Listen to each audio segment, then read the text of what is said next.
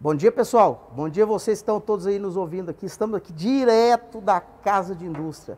Sistema FIEG ligado aqui, várias escolas, eu vou citar daqui a pouco aqui. Antes disso, quero cumprimentar, além de vocês que estão aí nos prestigiando com essa audiência, meu amigo, colega de trabalho, de profissão, mas amigo também, professor Leandro. 17 anos de amizade. 17 anos de amizade. Hoje a gente estava aqui mais cedo falando do que nós já vivemos lá na universidade, né, Leandro? Muita coisa para contar, né?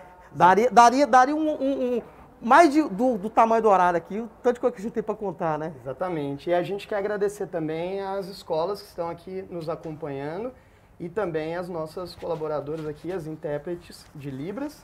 E o Ricardo vai citar aí as instituições e as intérpretes. Pessoal, antes da gente citar aqui as nossas colegas, e aí nesse momento aqui, primeiro momento, a Alessandra está aqui conosco, fazendo essa interpretação de Libras aí para vocês. Depois, no outro momento, o Eliane vai entrar, está aqui com a gente já. Obrigado pela essa contribuição. Leandro, antes de qualquer coisa, é importante falar de uma coisa que nós temos falado há mais de um ano, que é a questão das máscaras, da prevenção, dessa questão de saúde pública. Então, nós estamos de máscara, nós vamos tirar a máscara. Aqui dentro do estúdio só está o Leandro e eu, e a intérprete, para a gente ficar mais tranquilos. O álcool em gel está aqui do lado, né, Leandro? Vamos lá. O Leandro já me ajudando aí, porque esse momento é muito importante. Olha só. Beleza. Estamos felizmente vacinados, mas mesmo assim continuamos a nos cuidar, porque é muito importante e sério esse momento de saúde pública que nós estamos passando. Que inclusive nós vamos comentar aqui de uma outra pandemia daqui a pouco, muito mais grave, mais séria e mais letal do que está sendo essa, mas infelizmente naquele momento não tinha tantos recursos para a gente conseguir superar aquele momento.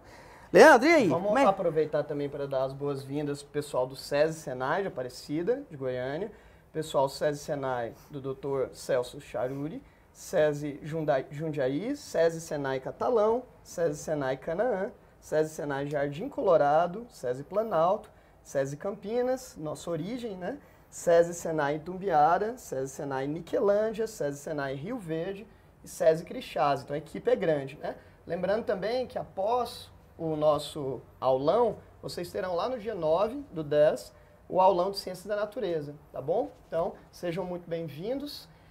Eu e o professor Ricardo somos da área de Ciências Humanas, a gente vai se dedicar especialmente a fazer uma investigação sobre as características que marcaram a transição do mundo medievo para o Renascimento e também fazer uma incursão do Renascimento para o Iluminismo. o professor Ricardo vai se ocupar com as temáticas fundamentalmente vinculadas à linguagem da história, tentando identificar essas transições temporais, as problematizações de caráter social e político, e eu vou me ocupar, num segundo momento, em fazer uma análise mais filosófica. Então, eu separei alguns filósofos aí que têm uma frequência, uma periodicidade maior no Enem, vinculado ao período renascentista e vinculado ao iluminismo. A gente vai fazer uma investigação rápida a respeito desses filósofos e, ao final, a gente vai resolver alguns exercícios de edições anteriores do Enem, ok? Vou deixá-los agora com o professor Ricardo e em momentos pontuais eu devo aparecer aqui ao longo da nossa live. Em vários momentos pontuais, não só em um só, né, André? Em vários momentos. Toma uma aguinha aí, Ricardo, e vamos lá, gente, é o seguinte. Primeira coisa, mais uma vez, queria saudar todos e todos que estão aqui nos assistindo muito bem. Momento aqui de preparação para o Enem está quase chegando aí. E eu sempre comento com os meninos que esse período dos terceiros anos, principalmente, esse período próximo ao Enem, ele é muito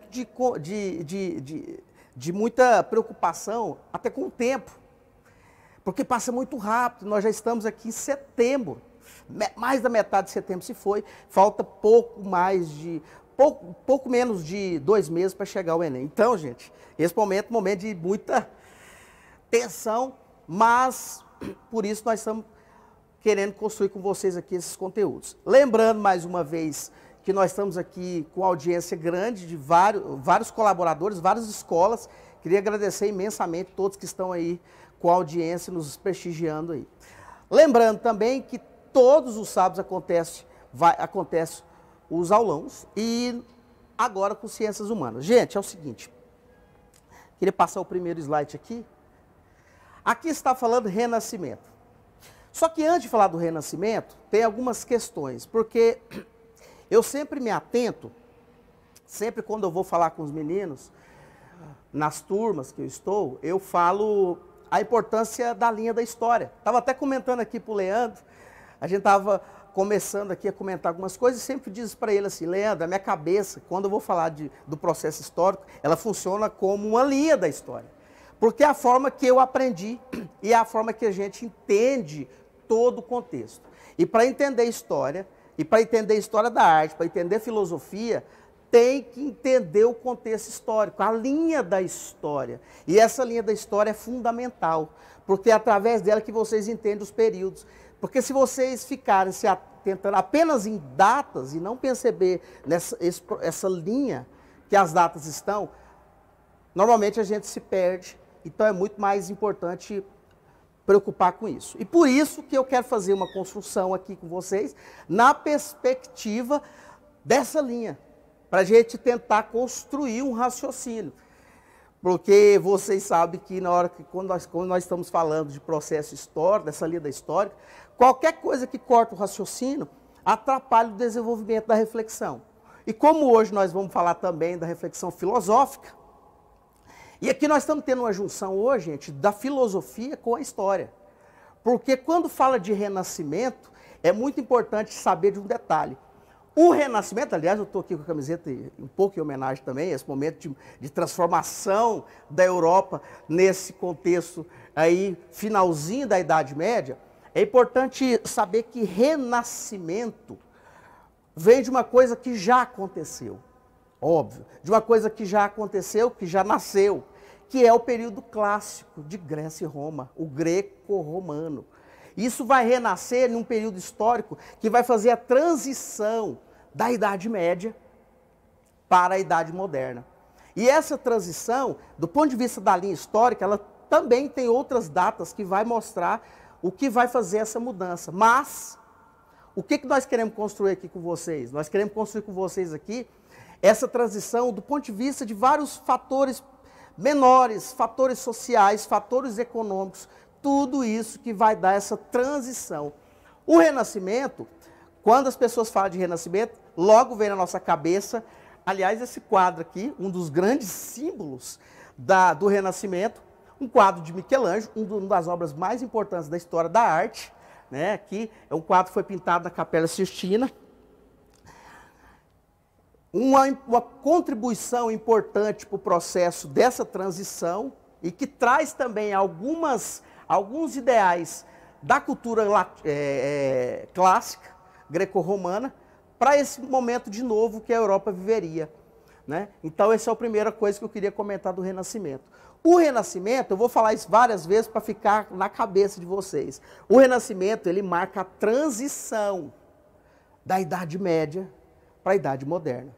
E essa transição é feita através de vários fatores que acontecerão. Então, por isso, tem alguns slides.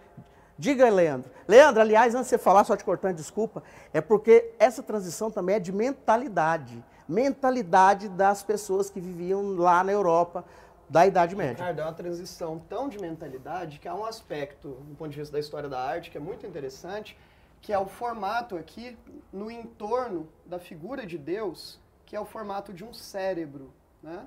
E isso foi intencionalmente pensado pelo Michelangelo no sentido de construir uma relação entre o homem e Deus e a criação do universo, no sentido de uma mentalidade já antropocêntrica, de uma mentalidade já de valorização da condição humana, a estabelecer dentro de um espaço eclesiástico, dentro do teto da Capela Sistina, essa relação de maior valorização da condição humana do que uma perspectiva certamente apenas teocêntrica da vida. Então, o Michelangelo, Donatello, o Rafael Sanzio, o Leonardo da Vinci utilizavam muito desses elementos semióticos para introduzir a defesa ali de uma perspectiva de protagonismo da condição humana, e essa imagem fixada ali no teto da Capela Sistina acaba incorporando muito esse imaginário, né?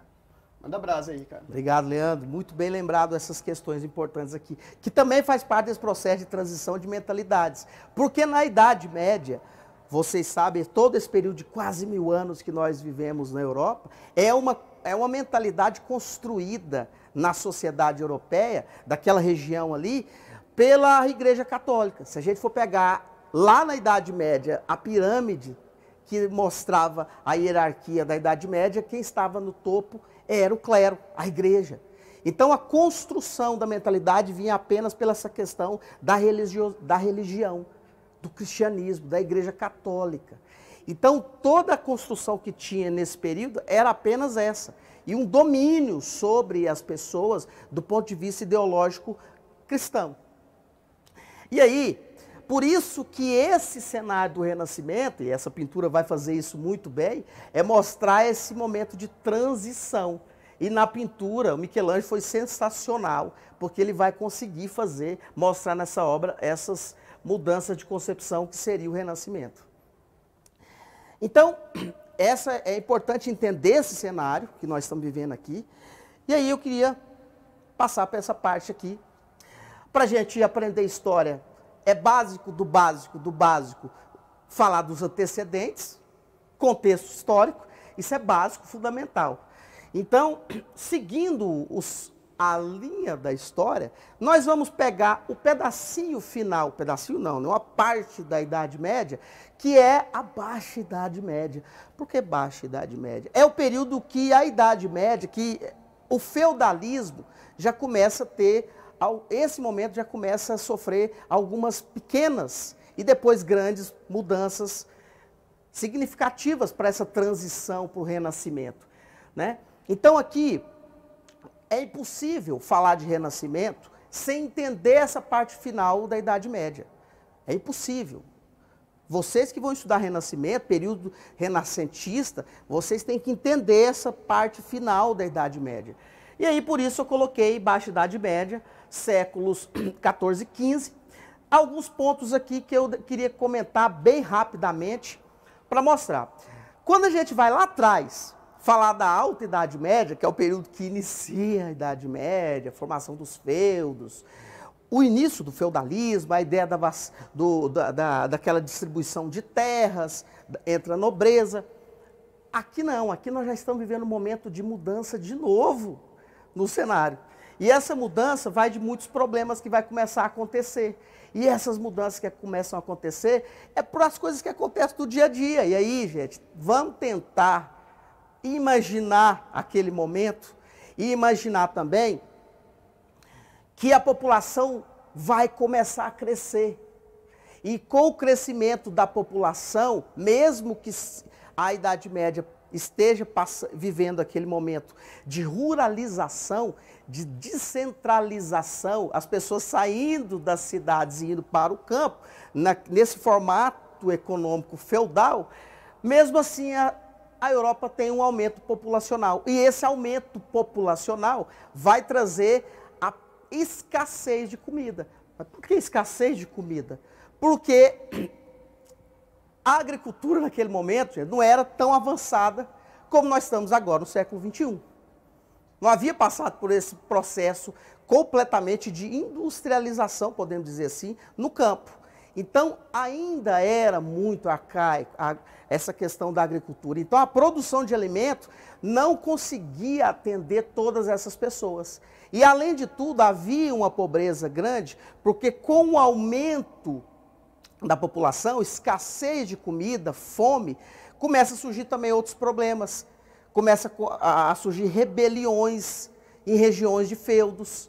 Então, tudo isso vai começar a causar um descontentamento nesse processo e começa a ruir o sistema feudal total a partir dessas considerações. Então, a fome é o primeiro momento.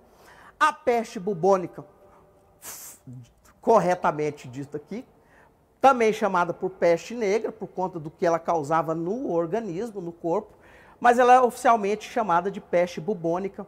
Foi fundamental, aliás, é importante falar nesse cenário final de Idade Média, não tem como a gente não citar a peste bubônica, a primeira grande pandemia que matou 1/3 da Europa, mais de 50 milhões de pessoas mortas nessa primeira grande pandemia, que há, inclusive, lá naquele cenário, já havia um discurso dessa questão de como seriam as prevenções contra essa pandemia que estava assustando as pessoas, né?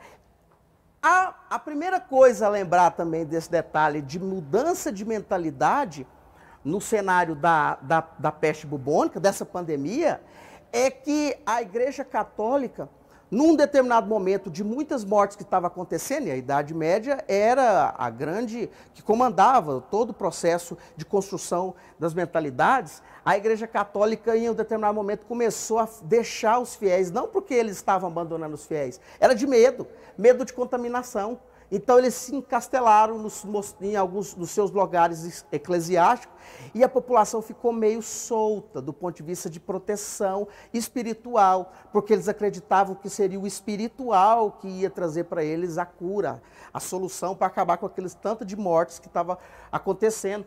Naquele momento, gente, não existia vacina e não existia prevenções maiores. Então, era o medo que também estava circulando ali no cenário da Idade Média.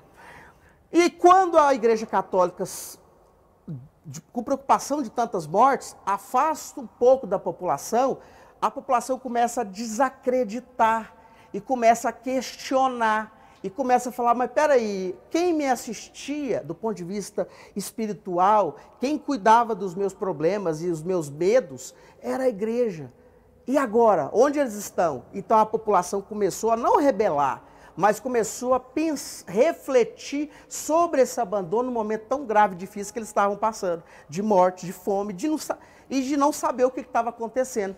Vai percebendo o tanto de coisa que vai trazer como problema.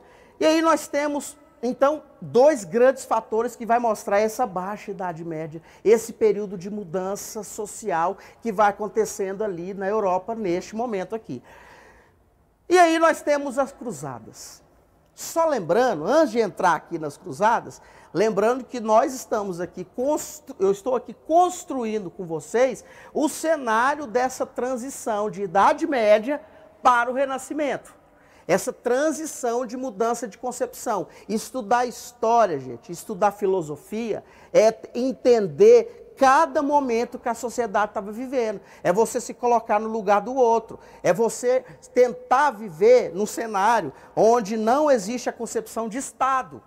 Onde não existe a concepção que nós temos hoje de várias construções que nós criamos a partir dos séculos mais próximos nossos aqui, século XVIII, século XIX.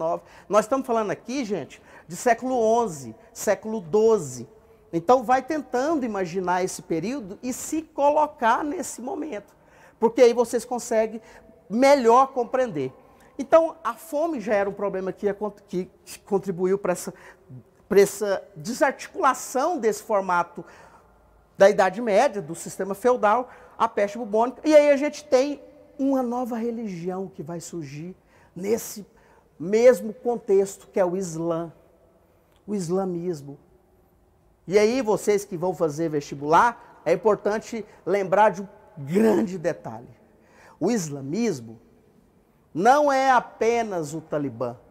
E aí eu estou voltando aqui para o século XXI, o nosso momento atual. O momento está saindo muito em todas as redes sociais, o momento difícil que nós estamos vivendo por conta de... É importante saber que o islamismo é uma religião, uma das maiores religiões do planeta Terra.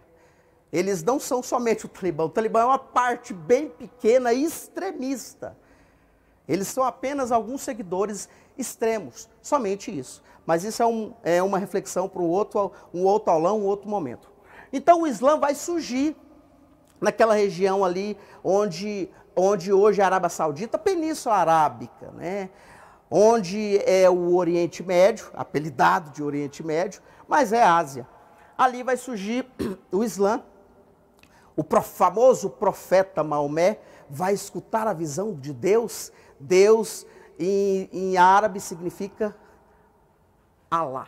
E aí os caras, vai surgir esse movimento, e eles vão em direção a Jerusalém, porque na visão de Maomé, existiam outros profetas, inclusive Jesus, inclusive Moisés, que estariam nesse cenário para falar das vontades divinas. Mas o principal profeta para o Islã era Maomé.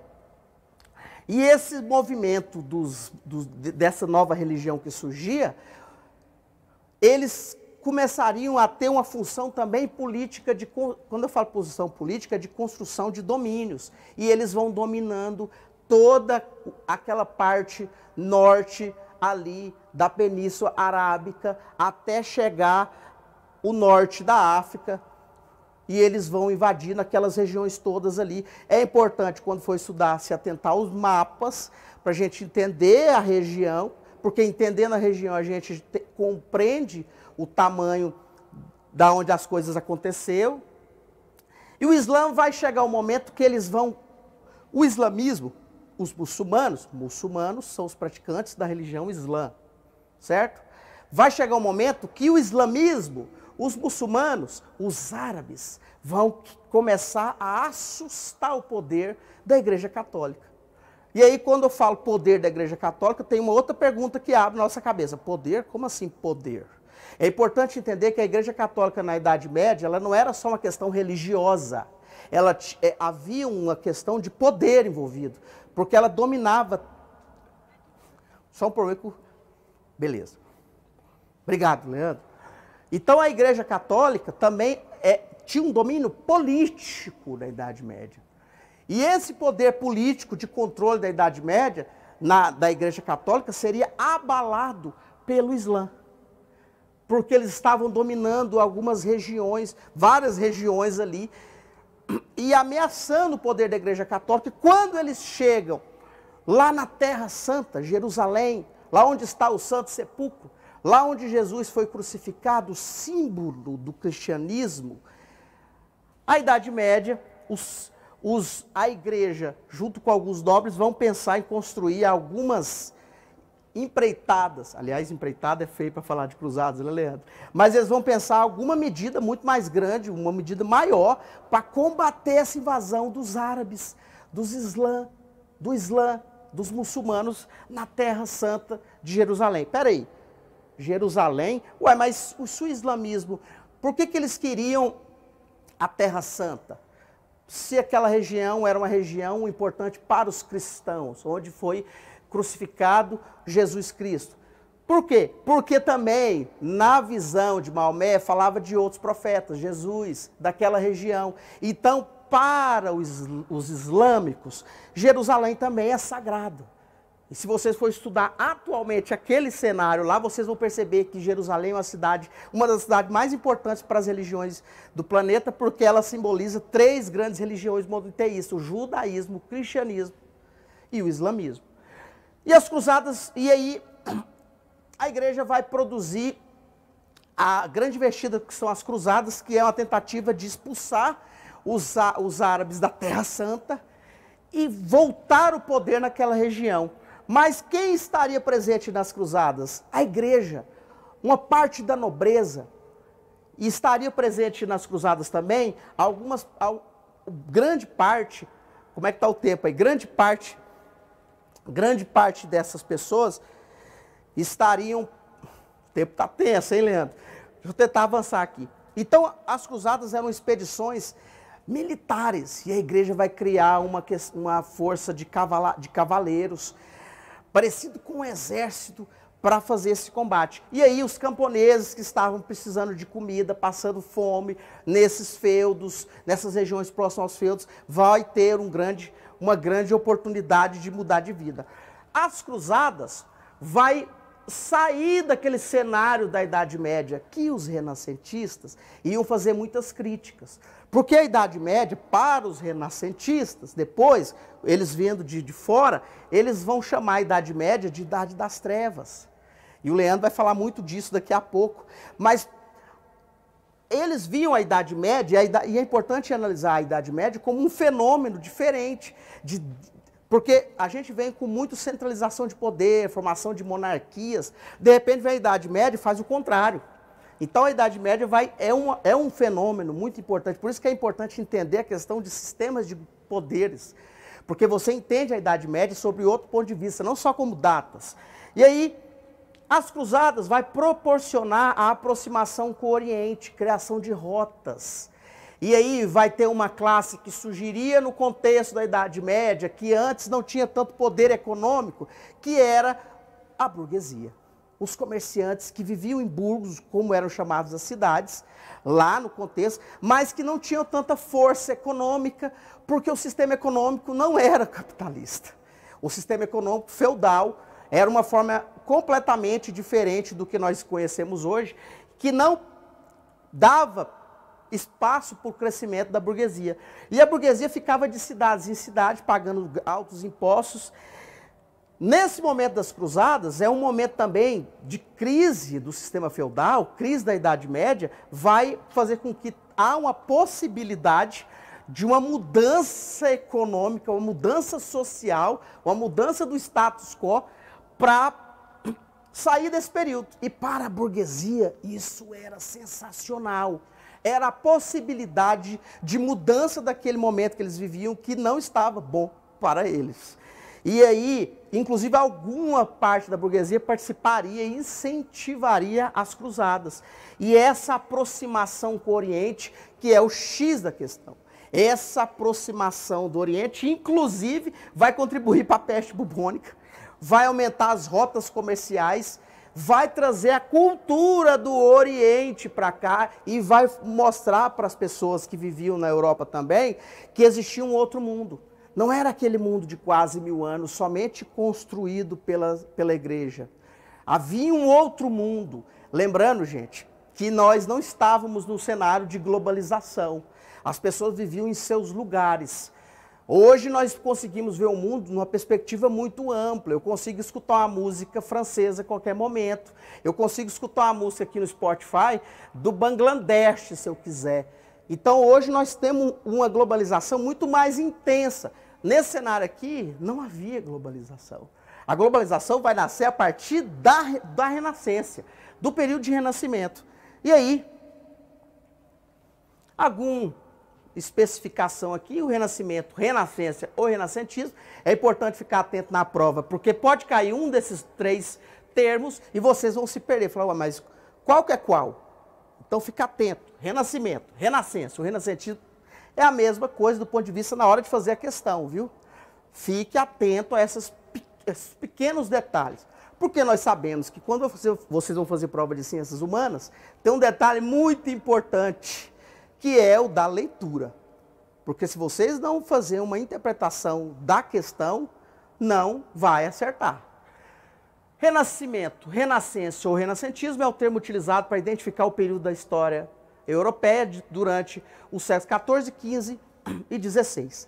A oposição à cultura feudal. O Renascimento foi um movimento cultural que expressou a mentalidade burguesa. Beleza, isso aqui é uma questão importante que eu vou falar daqui a pouquinho, mas aqui tem uma outra questão que o Leandro vai falar do ponto de vista da filosofia, porque o Renascimento não foi só renascimento cultural.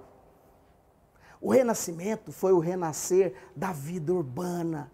Ué, mas não existia cidades? Existia, mas a vida, o poder acontecia também no campo. Lembra do feudalismo?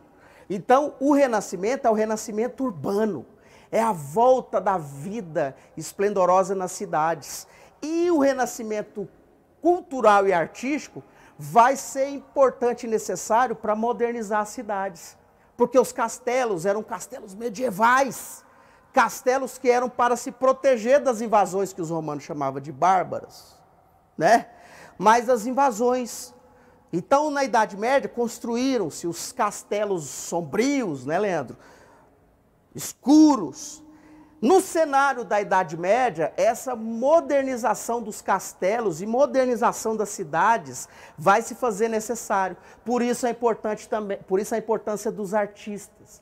E a burguesia vai financiar isso através de um mecanismo chamado mecenato, que é financiamento dos artistas para construir esse novo momento que estava vivendo. E isso é a transição. O Renascimento é isso, gente. O Renascimento não tem uma data. A partir de hoje vamos apertar o botão e começar. Não, não existe. É uma transformação que vai acontecendo. E o Leandro vai falar do ponto de vista depois da filosofia. Porque é importante entender essas transformações do ponto de vista filosófico também, até para vocês se inserir melhor no fato. E aí essa mudança de mentalidades, o Renascimento, então ele não era só o renascimento cultural, era o renascimento urbano e era o renascimento comercial. Então por isso que o período renascentista vai expressar a mentalidade burguesa, mas vai agradar do ponto de vista econômico a burguesia. A burguesia vai começar a ter uma ascensão. Começar. Cuidado na hora da prova não achar que o auge da burguesia vai ser aqui. Não vai. O auge da burguesia, o ápice, era a Revolução Industrial. Em outro momento, lá na frente, nós não vamos falar nesse momento aqui. Certo, gente? Cuidado. Aqui a burguesia começa a ter o seu início de ascensão, de começar a mudar. Eles falam, agora sim, nós vamos começar a melhorar a nossa vida. Então, vamos lá. Renascimento cultural e científico, aqui entra também uma reflexão, a reflexão, uma das mais importantes do ponto de vista da filosofia, porque o Renascimento ele não é só cultural, urbano, ele não é só cultural, urbano e comercial, ele é científico, porque vai começar a surgir os questionamentos naquela ordem apenas religiosa da Igreja Católica. Inclusive a própria Igreja Católica vai ser questionada, porque dentro desse cenário de mudanças acontecendo, vai surgir de dentro da Igreja um movimento questionando as práticas católicas da Idade Média, que vai ser conhecido como movimento protestante. Vai aparecer o grande Martim Lutero, que vai começar a questionar a igreja e a partir dali vai surgir uma divisão do cristianismo. Mas isso, por que isso não aconteceu antes? Por que isso não aconteceu antes? Porque antes a Igreja Católica tinha o domínio e tinha mecanismos políticos para punir quem fazia isso. Lembra do tribunal do santo, lembra da Inquisição, da Santa Inquisição? Lembra o que acontecia? As pessoas punidas, queimadas na fogueira. Então, o cenário da Alta Idade Média, nessa transição, ainda tinha esses problemas, essa imposição. Com essas transformações, era possível as pessoas questionar. O questionamento estava começando a aparecer. E por isso, o renascimento científico. Movimento científico-cultural ocorrido na Europa durante a transição entre a Idade Média e a Idade Moderna, e que representou as aspirações da burguesia. Mais uma vez, lembrando desse detalhe. Eu estou falando isso aqui porque, para vocês perceberem uma coisa muito importante, saber entender em que momento a burguesia vai entrar na nossa história, na nossa vida, na nossa sociedade. Inclusive, né, Leandro, mudando aqui, só abrindo um parênteses aqui e fazendo um comentário. Classe operária. Quando a gente fala de classe operária, gente, classe operária é revolução industrial. Não existia classe operária na Idade Média.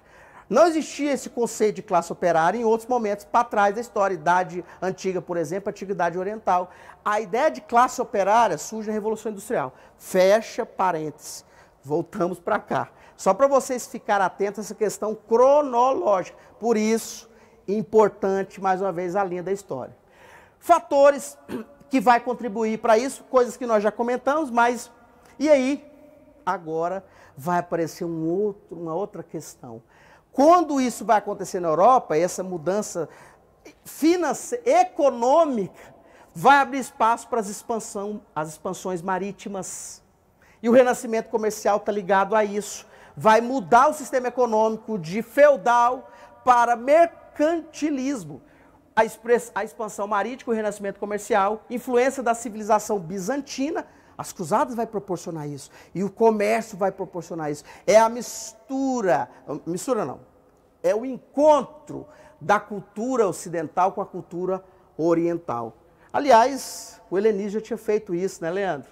Só que agora vai voltar. Renascimento, a volta do clássico. A retomada dos estudos das civilizações clássicas, greco-romano, a ascensão socioeconômica da burguesia, mais uma vez, a invenção da imprensa. A invenção da imprensa vai ser uma coisa fundamental para essa transformação, inclusive, do cristianismo. Lá, com Martim Lutero, no movimento do protestantismo, chamado pela Igreja Católica na época. Porque a invenção da imprensa, Gutenberg, vai proporcionar a possibilidade de produzir a tradução da Bíblia e depois a distribuição da Bíblia. As pessoas vão começar a tentar entender a leitura da Bíblia, não só como a igreja fazia na Idade Média, que as pessoas não tinham acesso à leitura da Bíblia e as missas eram celebradas no idioma que eles às vezes não entendiam. Então, a invenção da imprensa é completamente significativa para contribuir para essa mudança de mentalidade. Vamos lá. Denomina-se renascimento devido às redescobertas. Quando vai falar de renascimento, nós temos que lembrar sempre dessa palavra. Redescoberta e a revalorização das referências culturais da Antiguidade Clássica. Base para as transformações desse período em direção a um ideal humanista e naturalista, como o Leandro disse. E aí nós temos um quadro aqui, sugiro você aí da tela anotar. Eu vou falando, não tão devagar, mas vou tentar falar, mas está aqui na tela. Copiem isso aí, é muito importante. A diferença desse pensamento medieval para o pensamento renascentista. Olha as transformações que vai ter do ponto de vista cultural e do ponto de vista de pensamento. Na Idade Média nós tínhamos o teocentrismo, Deus no centro de tudo, Teo é Deus. E no período renascentista, como o Leandro disse com aquela obra do Michelangelo, nós vamos ter a volta da supervalorização do homem, o humanismo. Uma das características do Renascimento é isso, é o antropocentrismo, é a ideia do homem. Então isso vai voltar, é um discurso lá da cultura greco-romana. Verdade, que na Idade Média era apenas a verdade da Bíblia, que vinha inclusive só ditada nas missas e as pessoas não tinham acesso. E aí, quando eu falei lá atrás que a invenção da imprensa vai contribuir para proliferar a Bíblia, e a tradução da Bíblia, e as pessoas começar a perceber outras coisas, o pensamento renascentista vai trazer a possibilidade da experimentação, da observação, da reflexão, a volta da Grécia. Vida material sem importância. Como assim? Vida material sem importância? Sim, porque na Idade Média a igreja colocou na cabeça dos fiéis e da maioria da população que a vida mundana não fazia sentido. Você tinha que comprar o seu espaço no céu, porque o que vale é a vida espiritual. A vida mundana não é boa. Então não tinha uma valorização dos prazeres da vida. E isso vai também contrário ao que se falava no helenismo. Então, o Renascimento vai trazer de volta essa reflexão. Então, qual que é o contrário disso? Vida terrena e material também é importante. Os prazeres. Conformismo? Não, é do jeito que está aqui colocado. Crença no progresso. Natureza, vou acelerar, Leandro. Natureza fonte do pecado, natureza. Se eu falar rápido demais, dá para refletir, né, Leandro? Natureza é igual fonte do pecado. Natureza, beleza, onde o homem se insere. A concepção de ver a natureza na Idade Média é diferente do período renascentista, nessa transição. Porque a Igreja Católica mostrava para todos que a natureza não era para ser tão apreciada, era o momento que eles estavam apenas ali, naquela vida mundana, que não deveria ser valorizada. No Renascimento, a natureza vai ser muito mais... Inclusive, é uma das características do Renascimento, o naturalismo, a perspectiva de valorizar também a natureza. É só olhar as obras dos pintores renascentistas. Ascetismo, ou seja, ser contra o questionamento, ao ceticismo, à dúvida, ao não acreditar. E aí a gente tem o pensamento renascentista, o hedonismo, as práticas, a valorização de alguns prazeres, inclusive prazeres carnais. Dogmatismo, seguir uma corrente muito forte na Idade Média. No pensamento renascentista não é romper com a fé. Eu vou repetir isso aqui. No pensamento renascentista não é romper com a fé. Não é romper com a fé.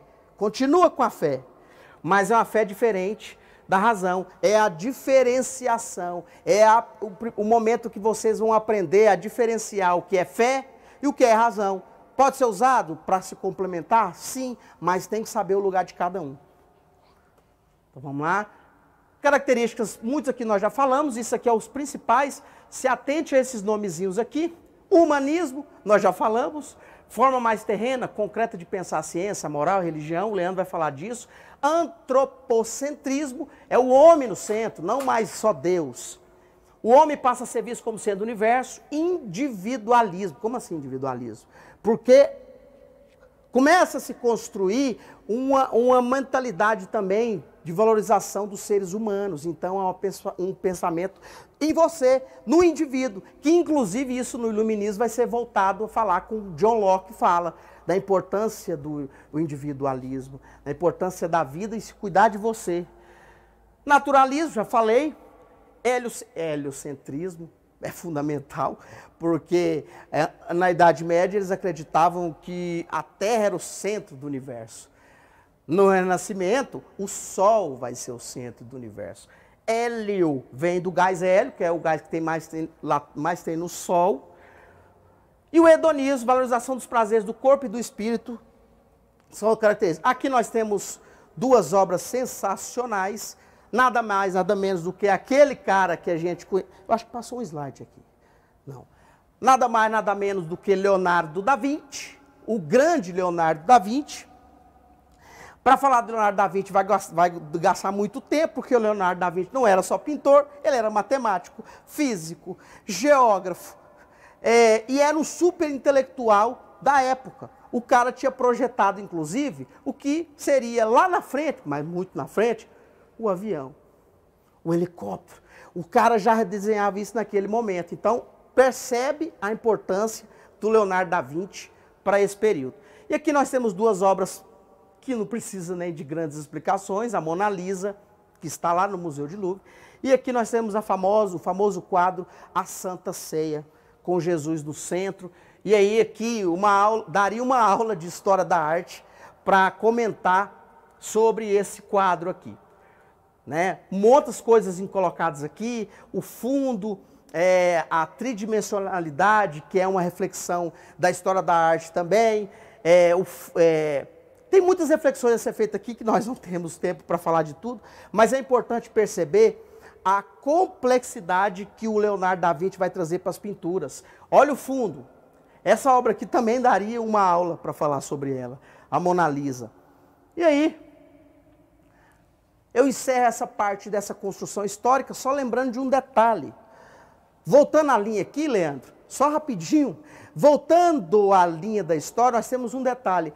Depois do Renascimento, de todas essas transformações, vai surgir a formação dos Estados Nacionais.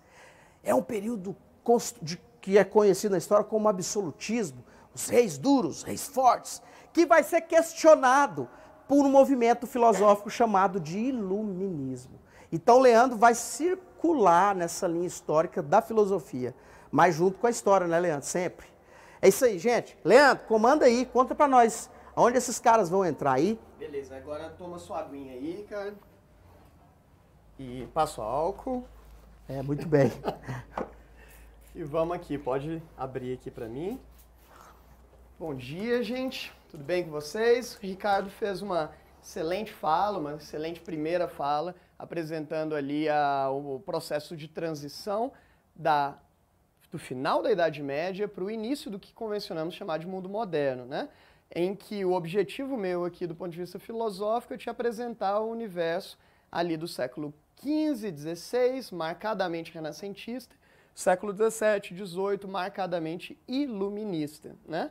O Ricardo se ocupou muito para trazer para vocês os elementos que antecederam esse processo, né? E fez um panorama mais geral, especialmente a respeito do Renascimento. O meu objetivo agora com vocês é demonstrar isso no ponto de vista da filosofia.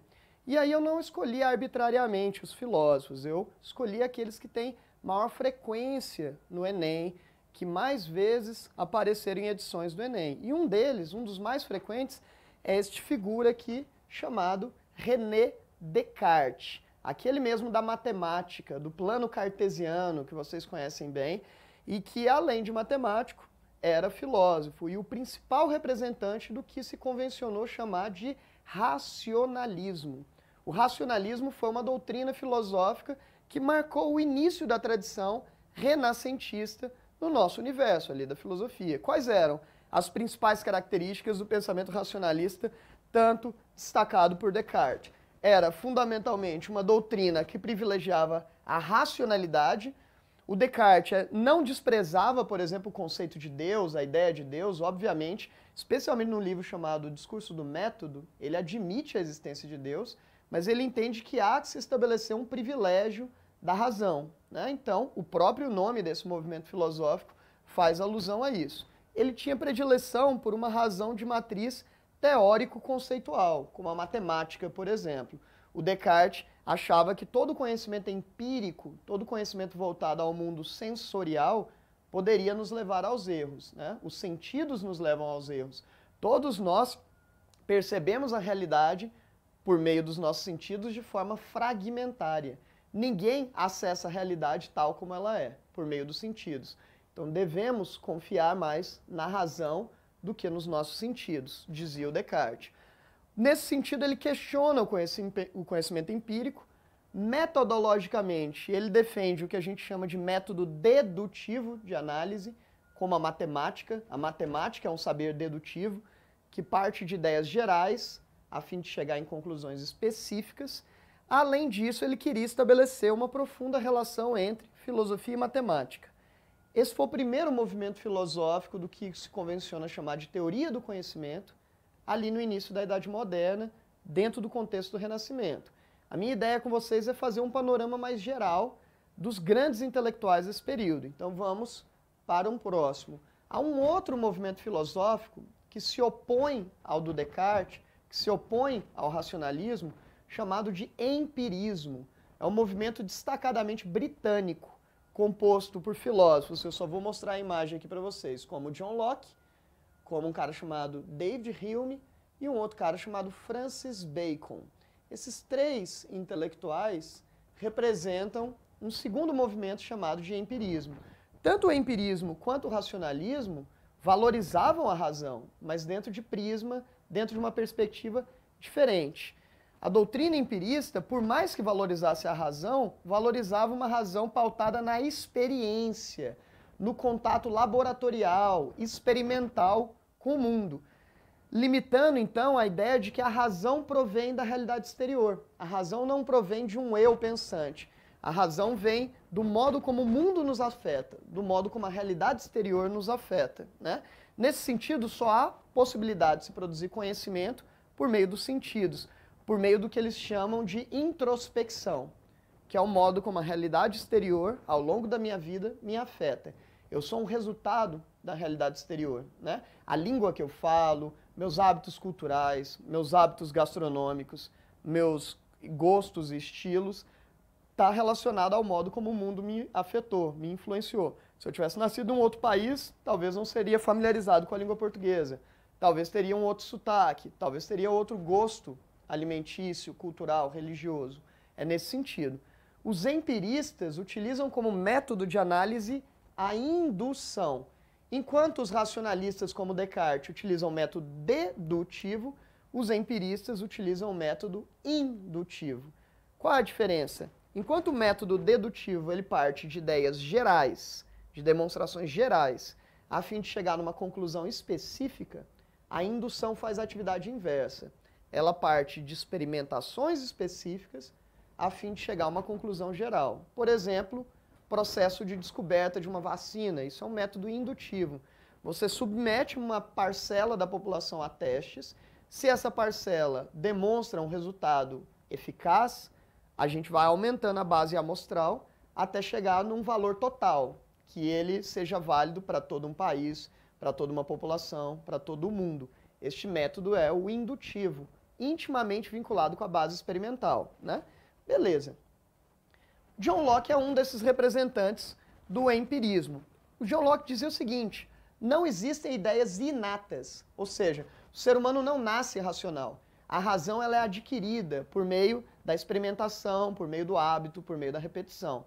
O Descartes, que a gente viu anteriormente, dizia que a razão é inata, nós nascemos racionais. A razão é um atributo da condição humana. Os empiristas iam numa via oposta, né? Nós somos uma tábula rasa. Eu escrevi rábula aqui, mas é tábula, tá?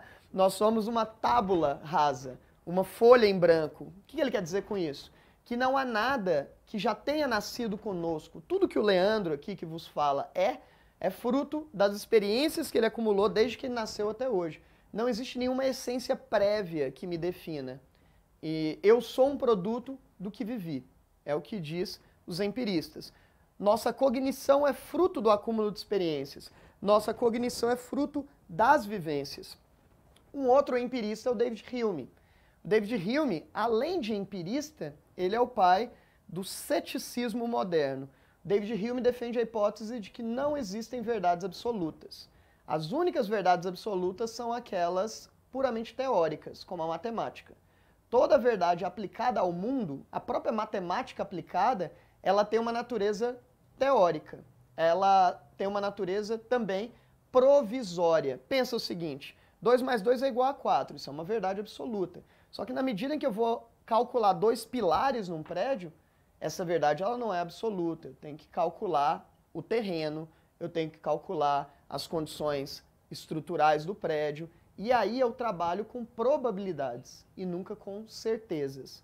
Nesse sentido, o David Hume é o responsável por uma teoria que no mundo moderno a gente chamou de cética.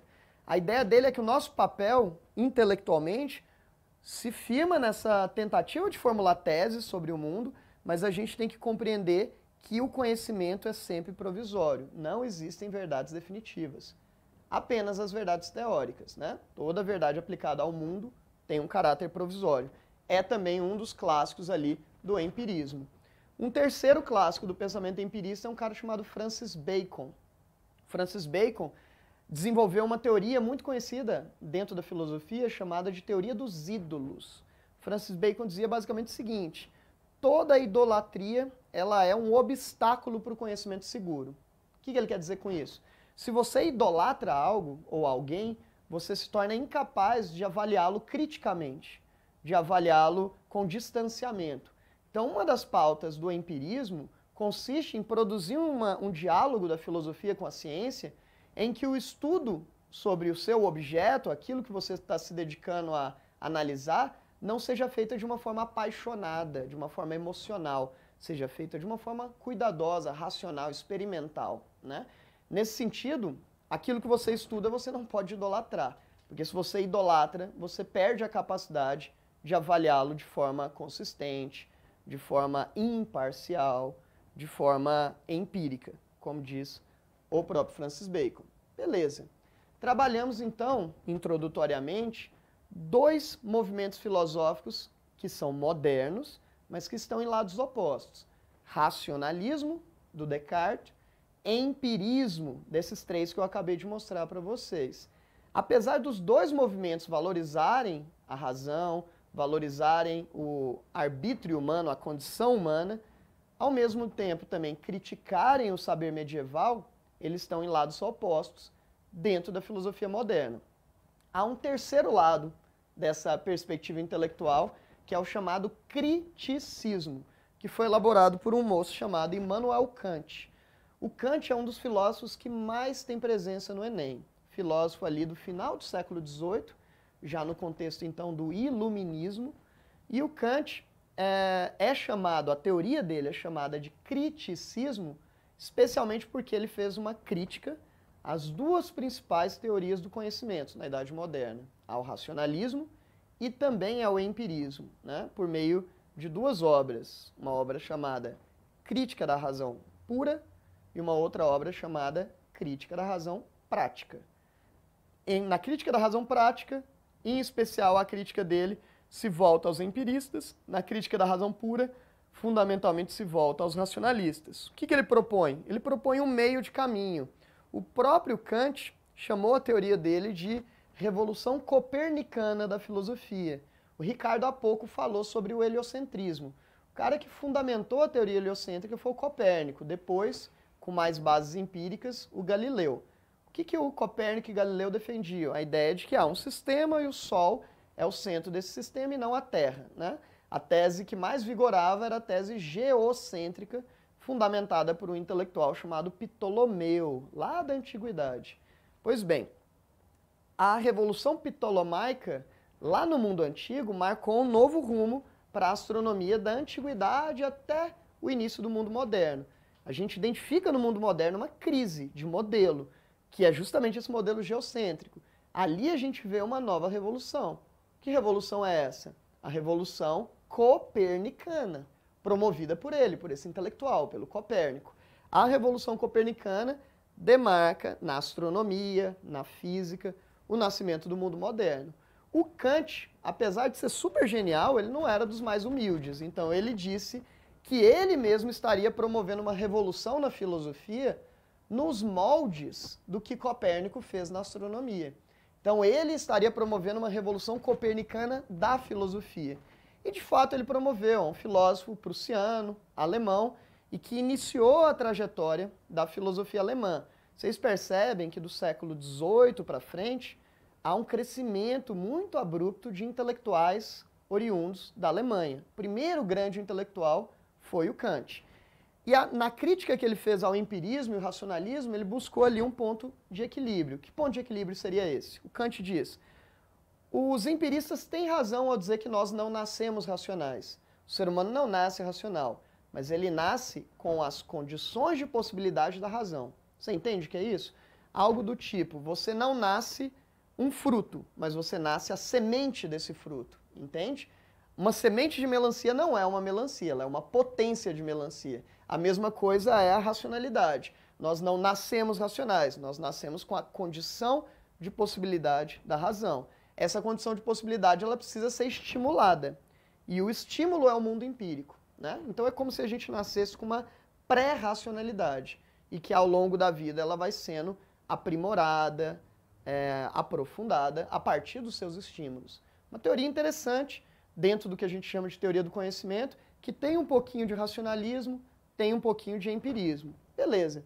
Só que o Kant não se limitou a isso. O Kant escreveu uma obra que eu gosto muito, sugiro até que vocês comprem, uma obra pequenininha, baratinha, na internet você acha aí por uns 10, 15 reais, livrinho de bolso, chamada A Paz Perpétua.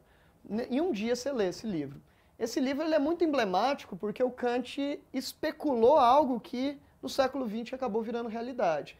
Nesse livro ele abre a possibilidade da gente criar um organismo internacional com representantes das principais nações do mundo e que tenha por meta constituir uma paz perpétua, desativar as relações de guerra, desativar as relações de conflito, criar uma defesa universal da vida, uma defesa universal de padrões éticos, de modo a guiar a vida humana. A gente sabe que hoje existe um organismo chamado ONU, Organização das Nações Unidas, e esse organismo tem um documento chamado Declaração Universal dos Direitos Humanos.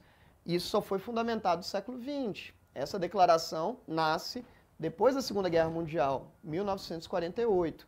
Nesse sentido, o Kant já estava pensando nisso quase 200 anos antes, né? Numa ideia bastante genuína que demarca ali o nascimento das relações internacionais. E aí ele, nessa obra, em outras obras, por exemplo, uma chamada Fundamentação da Metafísica dos Costumes, é difícil fazer isso em Libras, hein? Mas enfim, dentro dessa perspectiva, o Kant tentou pensar numa ética que fosse universal, numa ética que valesse para todos os seres humanos. Para ele, alguns princípios são básicos e estão acima da cultura, que é o direito à vida, a dignidade humana e o compromisso com a verdade. Independe de cultura, de lugar, de época. Todos nós deveríamos ter esse prisma. Para o Kant, agir eticamente implica em seguir a lei moral, o dever moral. E o que é o dever moral? Fazer o certo porque é o certo, entende? Independente das recompensas, independente das punições. Professor, mas como é que a gente universaliza a noção de verdade? Pensando básico, produzir o sofrimento, a morte, a violência, não preservar a vida, mentir, isso pode ser estabelecido universalmente. E isso tudo deve ser combatido. Nesse sentido, o Kant foi o primeiro intelectual a pensar nas bases do que mais tarde chamaríamos de direitos humanos. Isso emerge ali no século XVII, XVIII, no auge do iluminismo, na defesa da dignidade humana, por meio do que ele chamou de um dever universal, né? Por exemplo, para o Kant, importa mais por que você fez algo do que o que você fez, entende?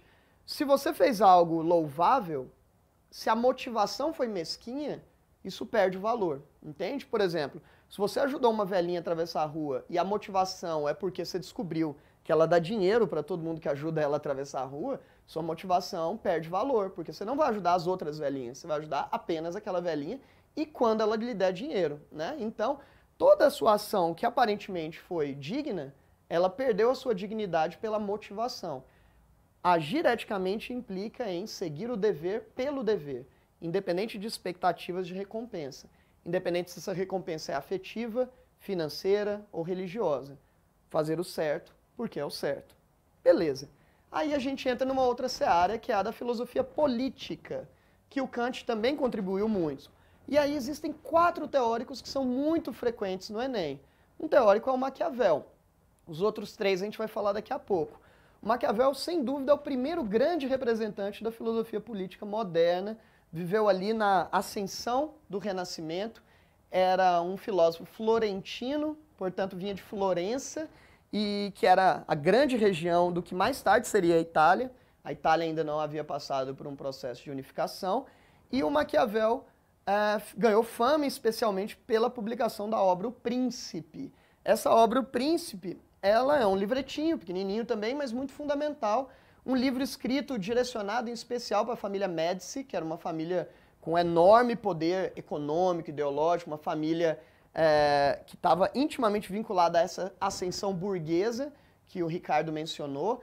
A família Médici cumpria essa função de mecenas, financiou vários artistas do Renascimento, vários intelectuais. O Maquiavel, por exemplo, recebeu muito dinheiro da família Médici para produzir suas teses filosóficas, políticas. Era uma espécie de conselheiro dos príncipes e ficou famoso por essa frase: os fins justificam os meios. O que torna o Maquiavel um filósofo realmente relevante e moderno? O fato dele superar os gregos, no sentido de que os gregos estabeleciam uma íntima relação entre ética e política, a ideia de que um bom gestor tem que ser uma boa pessoa, um bom ser humano, entende? Maquiavel entende que isso não tem nada a ver. Não está em jogo a avaliação do que eu sou na minha vida privada, está em jogo a minha capacidade de governar, minha eficiência de proteção de fronteiras, de manutenção do poder, de defesa do meu Estado, né? Se eu consigo isso, pouco importa o que eu sou na ordem da minha vida privada, né? Isso torna o Maquiavel diferente dos gregos lá no mundo antigo. Maquiavel também propõe uma teoria política diferente da Idade Média, onde o Estado ele era fundamentalmente teocrático. A ideia do Maquiavel é pensar na ideia de um Estado monárquico, absolutista, mas secularizado, né? Sem interferência religiosa, que é um dos pilares da formação dos estados absolutistas. Não o pilar, mas um deles, né? Junto ao Maquiavel, a gente identifica um moço chamado Thomas Hobbes. O Hobbes viveu um pouco depois do Maquiavel, mas ele também era um monarquista, um teórico absolutista, que leu muito Maquiavel, foi influenciado pelas ideias do Maquiavel, só que ele trouxe dois elementos novos à sua teoria política, que é uma fundamentação justnaturalista e contratualista. Ele é justnaturalista porque interessava a ele investigar o que o ser humano é por natureza. Qual é a natureza humana? O instinto. Ele está voltado a que tipo de comportamento? O ser humano, antes de existir sociedade, ele era como? Né? A partir desse diagnóstico, a gente pensa num pacto social adequado, num contrato social adequado para uma dada sociedade, que é o que a gente chamaria hoje de Constituição. Beleza? E nesse sentido, o Hobbes defende a seguinte hipótese. Todo mundo já ouviu essa frase antes, imagino eu. O homem é o lobo do próprio homem. Quando ele afirma isso, ele está dizendo que nós não temos um senso de coletividade. Todo senso de coletividade ele é artificial. Nós, no fim das contas, buscamos sempre salvaguardar a nossa própria existência, proteger a nossa própria existência. Então, se eu me sinto ameaçado, eu ataco. Nesse sentido, ele entende que o ser humano no estado de natureza vive em guerra de todos contra todos, vive em conflito, vive em tensão. E o Estado é um modo de desativar essa guerra de todos contra todos. Né? Beleza. Junto com Hobbes, a gente identifica um cara chamado John Locke, que viveu um pouco depois, final do século XVII para o início do século XVIII. O John Locke é o pai do liberalismo, então ele discordava do Hobbes. Junto com o Hobbes, ele era justnaturalista e contratualista, mas ele tinha uma outra visão. A visão do John Locke é que o ser humano vivia numa relativa paz no seu estado de natureza e que o papel de um Estado civil, de uma sociedade civil, seria garantir os interesses individuais, né? O direito à vida, à liberdade e à propriedade privada. Esses são os três princípios da teoria do Locke.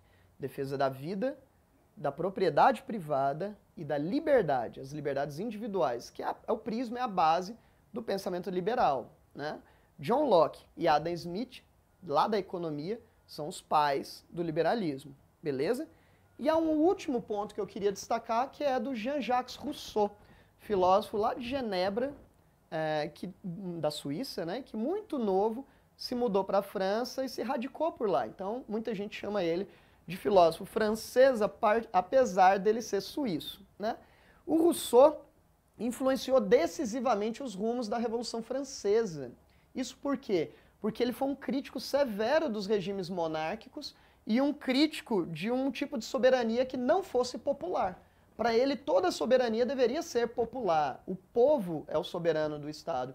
Nesse sentido, na teoria russoniana, não há espaço para a monarquia. Né? O Rousseau escreveu uma série de obras, o Contrato Social, o Emílio, a Origem e o Fundamento da Desigualdade entre os Homens, que são livros em que ele reflete o quanto que nós crescemos em modelos sociais que distorceram a nossa natureza. Para o Rousseau, o ser humano é um bom selvagem, o ser humano, por natureza, ele é benévolo, e ele acaba sendo corrompido ao longo da vida por meio de estruturas sociais que não estimulam esse nosso senso de coletividade. Né? Temos ainda 20 minutinhos de aula e eu queria reservar eles para resoluções de exercício. Então vamos ampliar ali as questões para a gente tentar fazer uma análise de 7 questões que eu separei, eu e o professor Ricardo.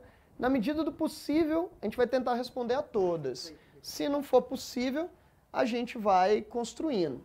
A imagem está só nas questões, o professor Ricardo pode ficar à vontade aqui. Questão 1 caiu no Enem. Massa. Questão 1 caiu no Enem de 2011, já faz um tempinho, né? Mas já é do contexto do novo Enem. É uma questão sobre renascimento, uma questão tranquila, mas vinculada à pauta renascentista. Uma questão que mescla ali a história com a filosofia. O texto diz o seguinte: acompanhando a intenção da burguesia renascentista, que o Ricardo analisou ali, o crescimento dela, né? Da ampliação do seu domínio sobre a natureza, sobre o espaço geográfico através da pesquisa científica e da invenção tecnológica, os cientistas também iriam se atirar nessa aventura, financiado inclusive, né, pela burguesia. tentando conquistar a forma, o movimento, o espaço, a luz, a cor, a expressão e o sentimento. Lembra da aula do professor Ricardo, hein, do primeiro momento? O comando diz assim, ó, o texto apresenta o espírito de época. Qual época? Do Renascimento, que afetou também a produção artística, marcada pela constante relação entre o quê? O Renascimento marcou uma íntima relação entre duas esferas de saber. Quais seriam elas? Letra A, fé e misticismo. Me parece que essa letra A está muito vinculada à Idade Média. Exatamente. Que é o que o professor Ricardo, num primeiro momento ali, destacou, na transição da Idade Média para o mundo moderno. Tá fora do que nós falamos, né? Tá fora do que era a ideia da Idade Média, né? Essa letra A. E tá dentro do que você falou sobre a Idade Média, né? Que é um outro momento. Exatamente. Letra B, ciência e arte. Havia na Idade Moderna, no Renascimento, uma valorização da ciência e da arte? Havia. Então você deixa em stand-by aí a letra B, que pode ser ela, né? Mas vamos ver as outras. Letra C, cultura e comércio. O Enem tem uma característica que a gente chama de distrator, né? Então, a letra C, você pode dizer que ela não está errada, né? Mas ela é um deslocamento do que o texto chama a atenção, né? É muito comum isso no Enem, tá? Alternativas que elas não estão erradas no seu conteúdo, mas elas representam um deslocamento do que está sendo pedido. Então, por exemplo, o texto, ele está falando sobre comércio, o texto ele está falando sobre um crescimento tecnológico, um crescimento científico, a pauta também do sentimento, da expressão, da cor, da luz, que está vinculada ao saber artístico e saber científico, né? Havia um crescimento do comércio e um crescimento cultural, sim, durante o período, mas essa não é a pauta central do que o texto do Shevchenko dá como destaque, né? Então, por enquanto, a gente segue mais na B do que na C. Letra D, política e economia também era uma pauta muito forte, né? Só que é uma pauta que não é destacada no enunciado. Então, a letra C e D entraria no que a gente chama de distrator. E por último, letra E, astronomia e religião. Havia até uma tensão muito grande entre astronomia e religião dentro da teoria heliocêntrica, o conflito com a teoria geocêntrica, mas também não é uma pauta levantada no enunciado. Dentro do que se propõe o Renascimento e dentro do que o texto dá como destaque, a gente identifica a letra B. Olha só, só queria que você reforçasse essa questão aí dos distratores sobre, por exemplo, a letra C e a letra D. A letra C e a letra D falam de coisas que também tínhamos como análise na reflexão da Idade Média. Exato. Principalmente a letra D. Então, cuidado. A interpretação, a leitura e a interpretação da questão conta muito na hora de fazer a prova do Enem, que cobra-se também muito a leitura dos enunciados, né? Então essa letra D aí, gente, vai fazer você falar, isso foi um pega. Né? E Enem não tem pega no sentido, a impressão que você tem é essa, mas não tem tanto que eles nunca perguntam, marque a alternativa verdadeira ou falsa, marque o certo ou errado, nunca vai ter isso no Enem. Por quê? Porque pode acontecer das 5 alternativas terem informações corretas, mas que talvez não correspondam todas elas ao que está sendo pedido. Exatamente. Pode acontecer da informação da A, B, C, D e E, tá tudo certo. Só que você tem que se ligar em qual é o comando, o que está sendo pedido, qual é a conexão do comando com o texto. E nesse contexto, a gente poderia, por exemplo, relativizar a letra C e D como alternativas com informações corretas, mas que não correspondem ao comando e ao enunciado. Nesse sentido, a letra B é a única ali que a gente pode confirmar como um gabarito. Né? Que contempla, né? Isso. E aí agora a gente vai para a questão 2. A questão 2 ela é bem mais recente, né? Do Enem, da prova PPL, de 2020, sobre René Descartes. Olha o que diz. Descartes foi o primeiro dos filósofos que a gente analisou aqui na passagem do Ricardo para a minha aula. O Descartes diz o seguinte, na primeira meditação é a primeira parte do livro dele, né? Eu exponho as razões pelas quais nós podemos duvidar de todas as coisas e particularmente das coisas materiais, pelo menos enquanto não tivermos outros fundamentos na ciência além do que tivemos até o presente. Na segunda meditação, o espírito entenda como sinônimo de consciência, mentalidade. Reconhece, entretanto, que é absolutamente impossível que ele mesmo, o espírito, a mente, não exista. A primeira verdade dele é, não podemos confiar no mundo empírico. Né? Eu já havia dito isso no slide. Segunda ideia dele é aquela famosa frase, penso logo existo, cogito ergo sum, a defesa da razão como elemento redentor da natureza humana. Né? E aí a gente vai analisar o comando e as alternativas. O comando diz assim, ó, O instrumento intelectual empregado por Descartes para analisar os seus próprios pensamentos tem qual objetivo, né? Letra A. Identificar um ponto de partida para consolidar um conhecimento seguro. Eu não vejo problema na letra A. Identificar de onde que eu vou sair para produzir uma teoria filosófica que seja confiável, que seja segura. Então, primeiro eu tenho que duvidar de tudo que eu me acostumei a acreditar e ir atrás de um conhecimento seguro. Então, vamos deixar essa letra A em stand-by. Letra B. Observar eventos particulares para a formação de um entendimento universal. Isso aí é um método indutivo que a gente falou no slide. E do particular para o universal. O método cartesiano, ele é dedutivo. É o inverso. Então, você não marca a letra B. Letra C. Analisar as necessidades humanas para a construção de um saber empírico. Muito importante. A gente viu que os empiristas se opunham ao Descartes. Aqueles três que a gente viu. David Hume, Francis Bacon e o John Locke. Eles se opõem ao Descartes. Então, o Descartes não é um empirista. Então, você não marca a letra C, que está dizendo que ele é um empirista. Letra D. Estabelecer uma base cognitiva para assegurar a valorização da memória. Nem acho que o Descartes negaria isso, só que a pauta do conceito de memória, em momento nenhum aparece no texto, nem mesmo no comando. Então, seria o que a gente chama de distrator. Letra E. Investigar totalidades estruturadas para dotá-las de significação. Essa é uma pauta muito contemporânea de um movimento filosófico chamado de estruturalismo, que está vinculado a uma discussão muito mais lá à frente, que a gente pode até depois reservar uma aula a mais para investigar sobre isso. Então, a alternativa correta, nem a correta, né? A que melhor se adequa àquilo que está sendo pedido, é a letra A. Beleza? Vamos para a próxima, então?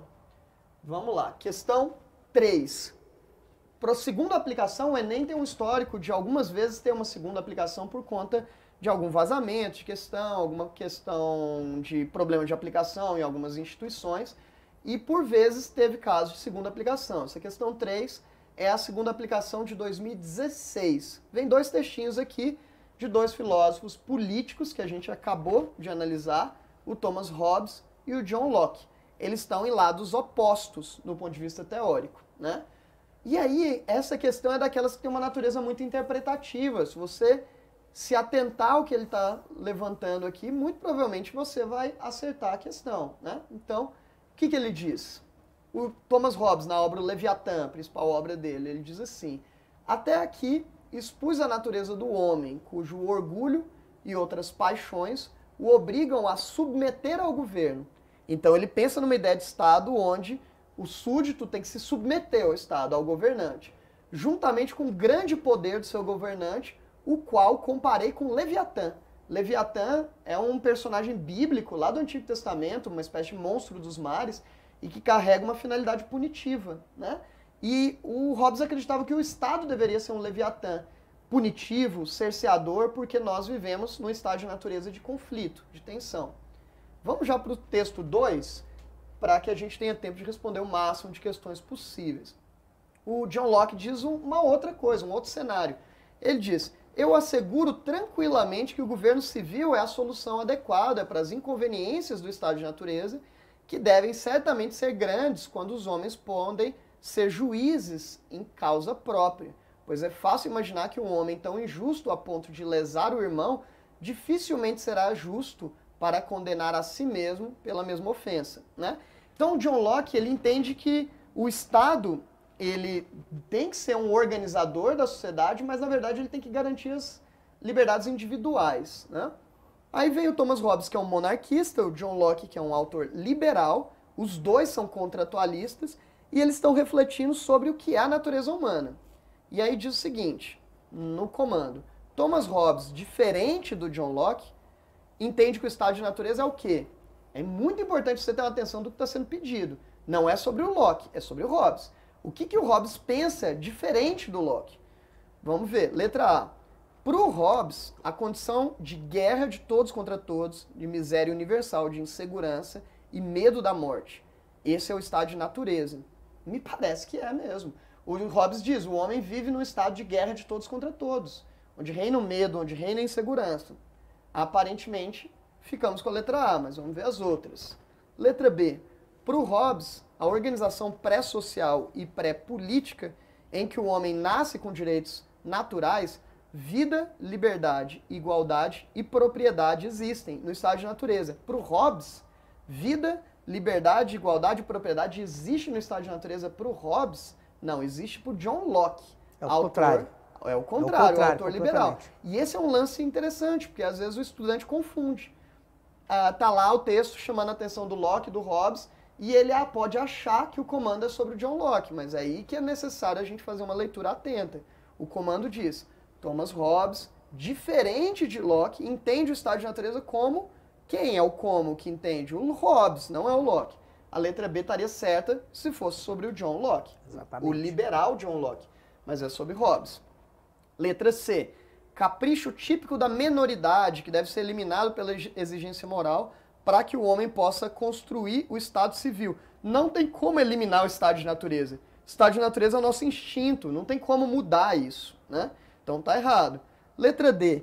Situação em que os homens nascem como detentores de um livre-arbítrio, mas são feridos pela livre decisão do pecado original. Isso é uma análise religiosa, que não é construída pelo Hobbes. Inclusive, na vida pessoal, Hobbes até tinha uma orientação ateia em relação à existência. Letra E. Estado de felicidade, saúde e liberdade que é destituído pela civilização, que perturba as relações sociais e violenta a humanidade. Ao contrário, para o Hobbes, a gente vivia num estado de violência. E o Estado, a sociedade civil, desativa essa relação de violência. Então, a única alternativa que nos sobra é a letra A. Beleza? Vamos para a questão 4. Professor Ricardo, lê para nós aí o enunciado. Olha só. Aliás, essa questão 3 aí, né, Leandro? Ela é muito... da que você leu a outra, essa é mais fácil, né? Ela é mais simples, mais fácil. Ela é mais complexa do ponto de vista do texto. Isso. Mas se você ficar atento à leitura, ela depois vai perceber que ela é fácil. Ela não é tão difícil. Ela é interpretativa. Ela é interpretativa. Então vamos lá. Essa aqui é uma questão de 2018, PPL também. Quando analisamos nossos pensamentos ou ideias, por mais complexos e sublimes que sejam, sempre descobrimos que se resolvem ideias simples, que são cópias de uma sensação ou sentimento anterior. Mesmo as ideias que à primeira vista parecem mais afastadas dessa origem, mostram, há um exame mais atento ser derivadas dela. O que o David Hume, que é o autor do texto, está chamando a atenção? Basicamente que toda ideia que você formula é proveniente de uma outra ideia anterior, né? Você só olha para um celular e sabe que aquilo é um celular porque alguma vez na sua vida você viu algum celular, né? Você olha para um álcool, sente um álcool em gel, você sabe o que é um álcool em gel porque você já entrou em contato com isso. Então não há razão a priori. Toda racionalidade ela é fruto da experiência, da repetição. Não existem ideias inatas. O ser humano não nasce racional. É o que diz David Hume. Vem o comando que diz assim, ó, depreende-se desse excerto, desse trecho, né, da obra de Hume, que o conhecimento tem a sua gênese gênese, origem. Qual que é a origem do conhecimento? Letra A, na convicção inata, essa é a visão do Descartes, do racionalista, que o ser humano é racional por natureza. De jeito nenhum. Uma dimensão a priorística é algo que existe a priori, que já está dado no início. Não existe, o próprio texto está chamando isso, né? Letra C, elaboração do intelecto? Sim, é uma elaboração do intelecto, mas não é isso que o texto está chamando a atenção. Então é um distrator. Letra D, percepção dos sentidos? Aí ele está falando disso, né? Do quanto a nossa sensação, do quanto o nosso sentimento anterior provoca uma ideia que a gente vai formular posteriormente. Toda a racionalidade é proveniente do uso dos sentidos. A letra D me parece bem firmeza aí. E letra E, realidade transcendental, que seria uma força metafísica, divina, ele não entrou também nesse mérito, né? Então, a letra D é a única alternativa ali plausível. Acho que a gente consegue responder mais uma questãozinha antes da gente encerrar essa participação bacana aí com vocês e com o Ricardo. É interessante você pular para 6, não, Leandro? Você que manda. Vamos para 6, que é sobre Maquiavel. Leia para mim. Isso aqui é uma questão também recente, 2019, né? Para Maquiavel, que é um filósofo da filosofia política, né?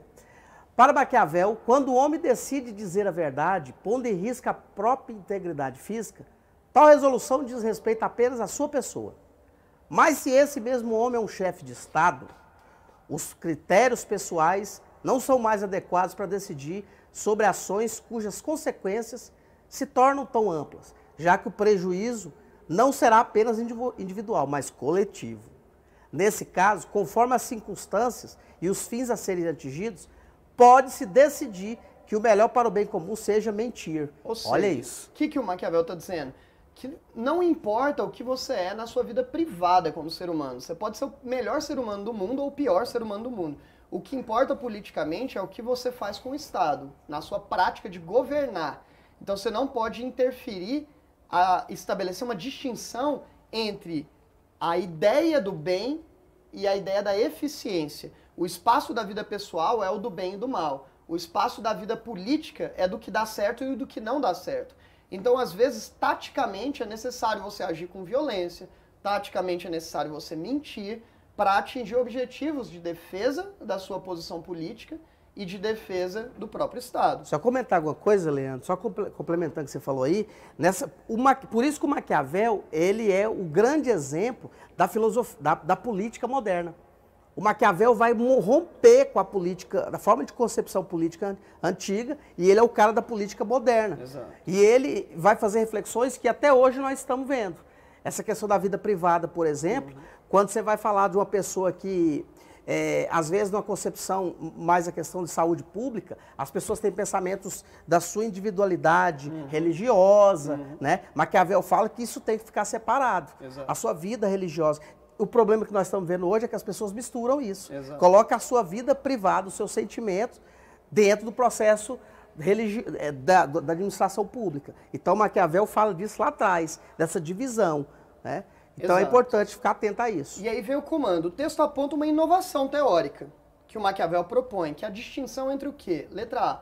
Entre a idealidade e a efetividade da moral. Entre o que seria o ideal fazer e aquilo que dá certo, de fato. O ideal é todos nós sermos os melhores seres humanos possíveis. Mas nem sempre isso é o efetivo. Às vezes é necessário agir com violência, com imperatividade. É claro que não é o professor Leandro defendendo isso, é o Maquiavel, né? Então eu não vejo problema na letra A. Letra B, nulidade e preservabilidade da liberdade. Nem sempre. O Maquiavel acha que é necessário, às vezes, ter suprir a liberdade. Suprimir, melhor dizendo. Letra C. O Estado ofensivo, repressor. Exato. Letra C. Ilegalidade e legitimidade do governante. Ele não está dizendo que o governante tem que ser ilegal, né? Ele tem que fazer com que a legalidade caminhe ao seu favor. Letra D. Verificabilidade e possibilidade da verdade. Não, você pode mentir. O próprio texto está dizendo isso, né? Letra E. Objetividade e subjetividade do conhecimento. Então, o conhecimento político ele tem que ser objetivo, pragmático, resultadista. Então, nos resta apenas a letra A. Só para lembrar aqui, depois... Olha esse Enem Digital 2020, caiu uma questão sobre o Kant, perguntando o que é a ética para o Kant. Letra A aqui, ó, universalidade do dever. A ética implica num dever que seja válido para todos, independente de cultura, de lugar, de região, tá? Uma pena que a gente não conseguiu responder todos, mas eu acho que a gente construiu muitas discussões interessantes. Fiquei muito feliz aqui de dividir a presença com o professor Ricardo e com vocês todos que estão em casa e aqui no nosso estúdio. Tá bom? Lembrando mais uma vez que o próximo aulão vai ser no dia 9/10, dia 9 do próximo mês, Ciência da Natureza. Fiquem atentos. Pessoal, a quantidade de escolas que estão participando aqui, como nós citamos no começo, né? Queria saudar o Colégio 7 Campinas, principalmente, que é a nossa escola, nossa unidade. Tem muitos alunos mandando mensagem, fazendo perguntas e falando, participaram, inclusive. E todas as outras escolas. Gente, obrigado. A construção do processo histórico e filosófico, ela se dá com muita dificuldade, mas a gente vai conseguindo avançar. Obrigado pela presença de vocês. Até mais. Bom fim Até de mais. semana. Tchau, tchau. Tchau, tchau. Aí. Tudo bem. Deus.